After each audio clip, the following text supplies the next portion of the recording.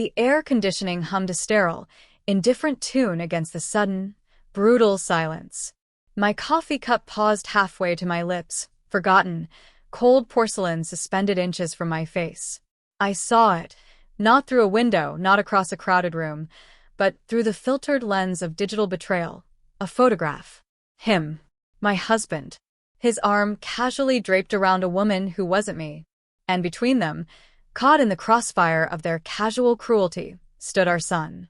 His small hand clutched a bright, primary-colored toy car, a beacon of childish innocence in a scene poisoned by adult deceit. He was smiling, oblivious, nestled against the side of the woman who was systematically dismantling his family. My heart didn't just break. It shattered into a million jagged pieces, each one a shard of pain twisting in my chest, a silent scream trapped behind my teeth. The photograph, so sharp, so clear, felt like a physical blow, stealing the air from my lungs, leaving me breathless and dizzy in the quiet cruelty of my own home. Let me know where you're watching from and what time it is. And if you haven't already, please subscribe. It helps me more than you know. Our life before felt like a painting, meticulously crafted, colors blending harmoniously, every brushstroke intentional. We had the house, the careers, the son, who was the son in our shared universe. Mark was Mark. Ambitious, driven, charming when he wanted to be. He had that easy smile, that way of making you feel like the most important person in the room, a skill that I would later realize he deployed with calculated precision.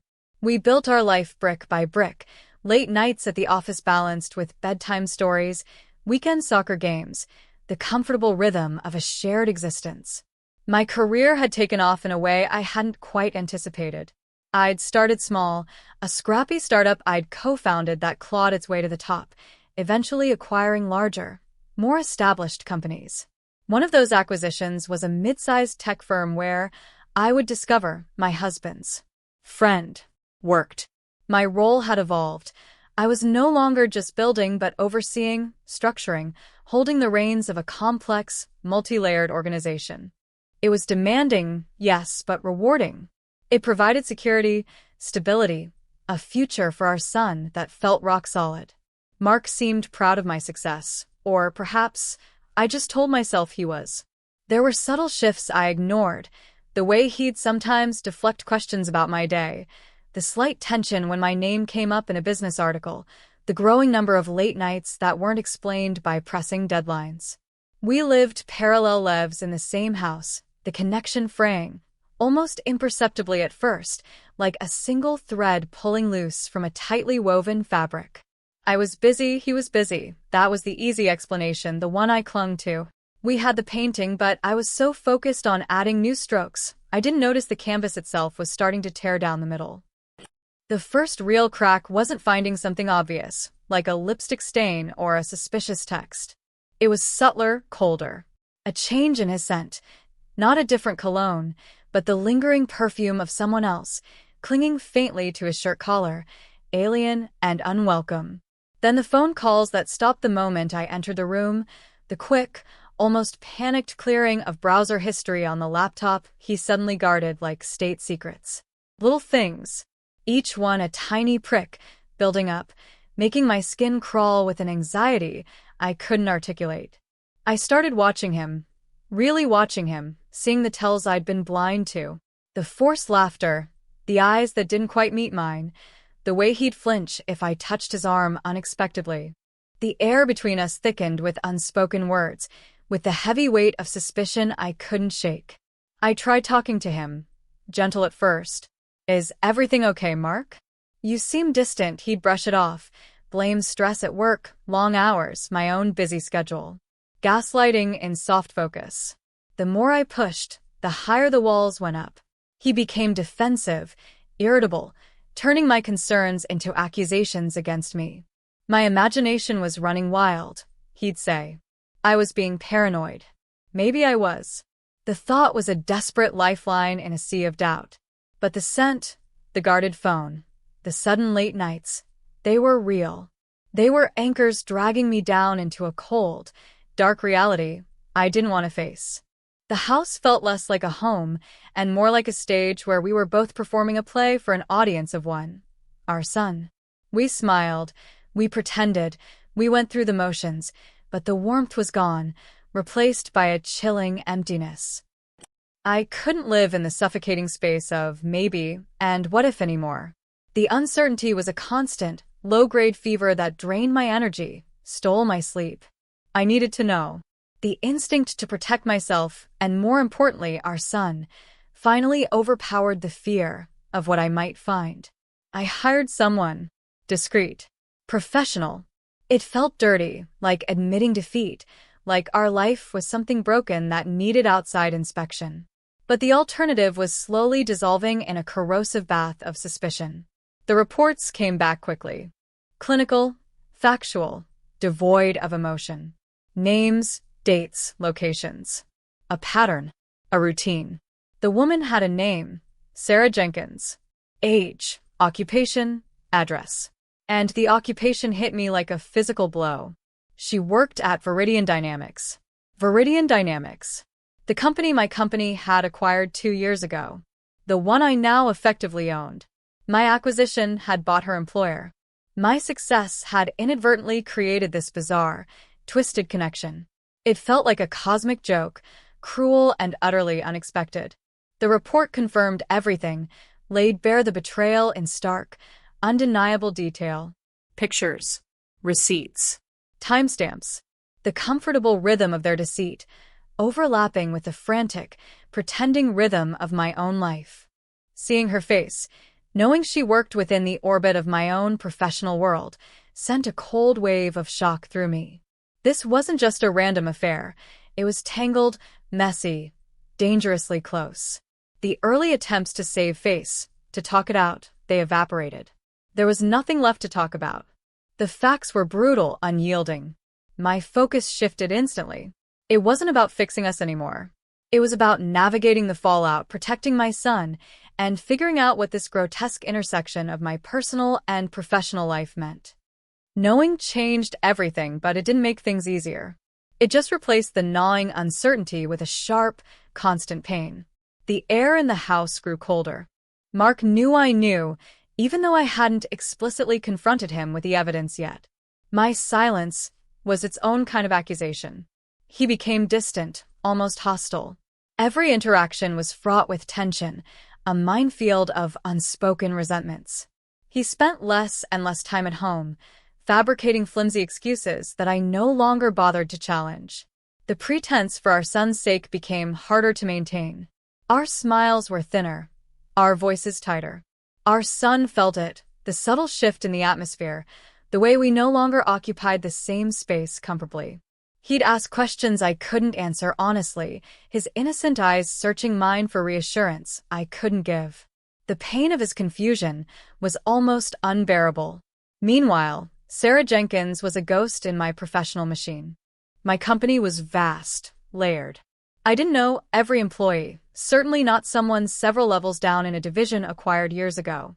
But knowing she was there, breathing the same corporate air, benefiting from the stability I provided, felt like an invasion. I started digging discreetly at first, then more deliberately. Not just into her relationship with Mark, but into her work history, her position at Viridian. I found she was in a mid-level management role, nothing particularly high-profile, but stable. Her department was one that had benefited significantly from the post-acquisition restructuring and investment I had championed. My decisions, my work, my success had quite literally improved her professional standing. The irony was a bitter pill I had to swallow daily. The deepening crisis wasn't just the affair anymore. It was the contamination of my entire life, personal and professional, by their deceit. Everything felt tainted. My home felt alien. My work felt compromised. I was living a double life of my own now. The calm, competent CEO by day, the shattered, seething wife by night, plotting Something. The feeling of being cornered was suffocating. Mark seemed to assume he held all the cards. He had the affair, he had the emotional detachment, he had the convenient narrative that our marriage had simply grown apart. He started talking about separation, about doing what's best for everyone. His arrogance was breathtaking. He thought I was weak, heartbroken, paralyzed by his betrayal. He saw me only as the wife he was leaving, not the woman who built empires. He made demands, outlining how he saw the separation proceeding, assuming I would meekly agree to whatever he proposed. He was already mentally dividing assets, charting his new, unburdened future with Sarah. He didn't see the fire in my eyes, the steel that had replaced the pain in my spine. He underestimated me completely.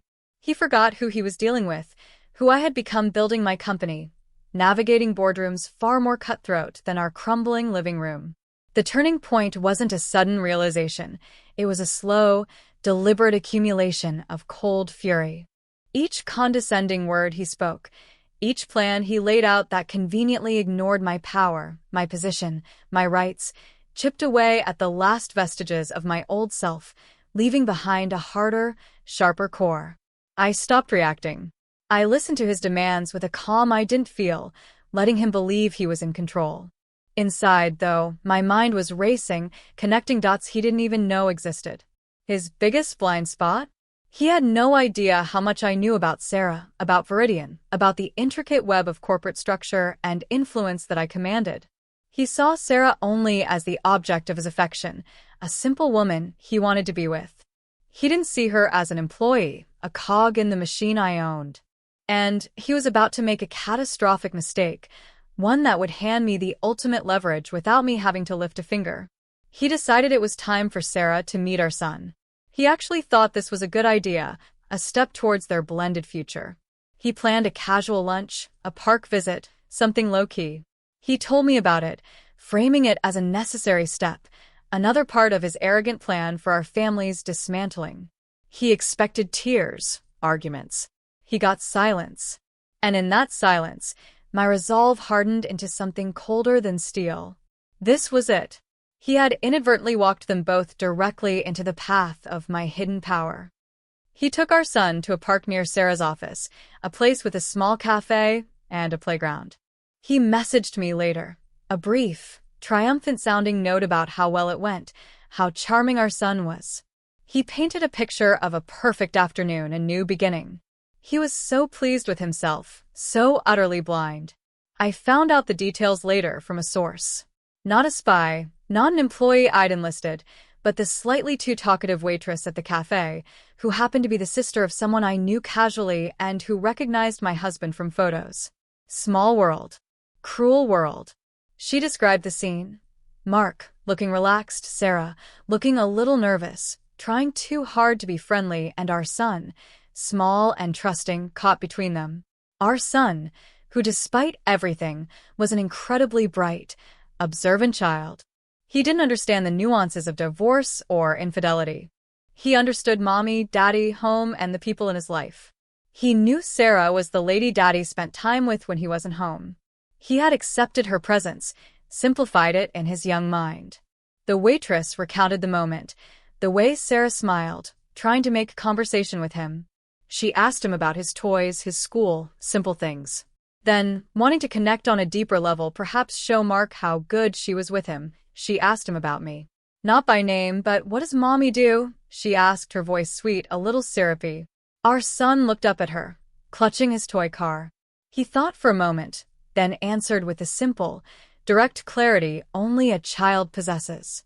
He didn't know about board meetings or acquisitions or corporate structures.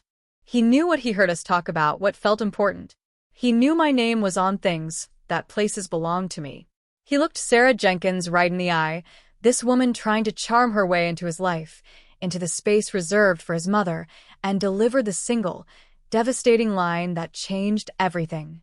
My mom, he said, his voice clear, innocent, utterly devoid of malice or understanding of the bombs he was dropping. My mom owns your job. The waitress said. The smile froze on Sarah's face. Her eyes went wide, darting from our son to Mark. Mark's face, the triumphant, relaxed mask he wore, didn't just fall, it shattered. He went pale, then ashen. He looked at our son, then at Sarah, then back at our son as if seeing him for the first time, not just a son, but the living embodiment of the world Mark had tried to escape, the world I commanded. The simple, factual statement from his son, The innocent confirmation of my power, delivered directly to the woman he had chosen over me, was too much. He stumbled back from the table, knocking over a chair. He clutched his chest, his face contorted in a sudden, sharp agony that wasn't just physical. It was the agony of being utterly blindsided, of his carefully constructed world collapsing around him, brought down not by my vengeance, but by the simple truth spoken by his own child. He collapsed onto the ground, a heap of expensive clothes and broken ambition, right there on the pavement of the park cafe, at the feet of the woman whose job was owned by the wife he betrayed. The son looked on, confused, his toy car still clutched in his hand, while his father lay gasping, the air thick with the smell of stale coffee and the bitter, unexpected taste of absolute, undeniable defeat. The ambulance arrived quickly. It turned out to be a panic attack, triggered by extreme stress, exacerbated by the shock. Not a heart attack, but enough to scare him, enough to shake him to his core. He was taken to the hospital, kept overnight for observation. Sarah, according to the waitress, was hysterical, oscillating between trying to help Mark and staring at our son with a look of horrified realization. The simple truth, delivered without filter, had dismantled her carefully constructed world too. She saw not just a child, but the son of the woman who held her professional fate in her hands. When I arrived at the hospital, called by a distant relative Mark had listed as an emergency contact, he hadn't even listed me, I walked into a scene of quiet chaos. Mark was pale, subdued, the arrogance gone, replaced by a dazed, haunted look. Sarah was there, hovering awkwardly, her face tear-streaked, eyes red. Our son was with the relative, confused but calm, asking if Daddy was okay.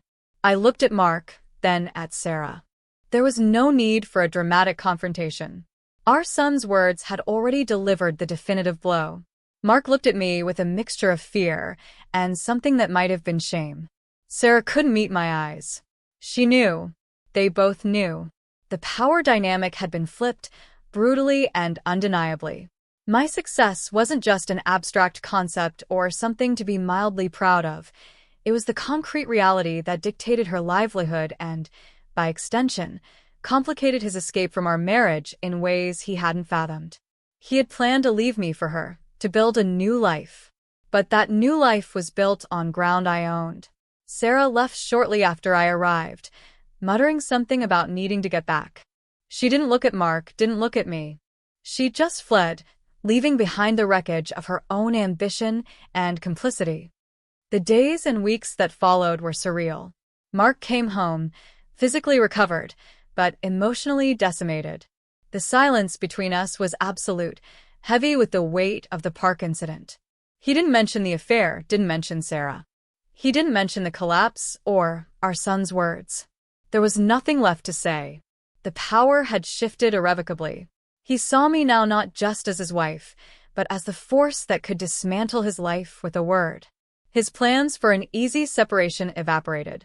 We began the quiet, clinical process of ending our marriage, but it was on my terms. He had no leverage left. Sarah's situation was handled discreetly, professionally. I didn't fire her immediately, didn't make a spectacle of it. That wasn't my style. But her career path at Viridian Dynamics became very clear. It led nowhere. Opportunities dried up. Promotions stopped. She was quietly sidelined. Every day she worked there, she was reminded that her professional existence was, in a twisted way, a consequence of my world. It was a cold, calculated consequence, perhaps more effective than a dramatic firing. Our son, thankfully, seemed relatively unscathed. He remembered Daddy falling, being taken away. He didn't understand the full implications of his statement, only that he had answered a question honestly. We spoke to him simply, truthfully, about changes, about how sometimes parents live in different houses but love their children just the same. He adapted with the resilience of childhood. Looking back, I don't feel triumphant. Not entirely. There's a cold satisfaction. Yes, a sense of vindication that the truth and my quiet strength ultimately prevailed. But there's also a profound sadness for the painting that was destroyed, for the family unit that fractured, for the loss of the future I thought we were building. Mark's betrayal was a wrecking ball, but his son's innocent words, echoing the power I had built, were the perfectly placed charge that brought the whole corrupt structure down. I didn't seek revenge. I simply stood in my truth, in the reality of the life I had built, and the sheer weight of it crushed their flimsy deceit. Our son lives with me now, thriving, secure. The house feels quieter, but it's mine again, filled with my energy, our shared future. The air conditioning still hums, but it no longer feels sterile. It just feels like the quiet background noise of a life rebuilt, piece by piece, on solid ground I own. If this story hit close to home, I'd love to hear your version. Drop a comment with where you're listening from and what time it is. Thanks for being here. Subscribing helps bring more of these to life.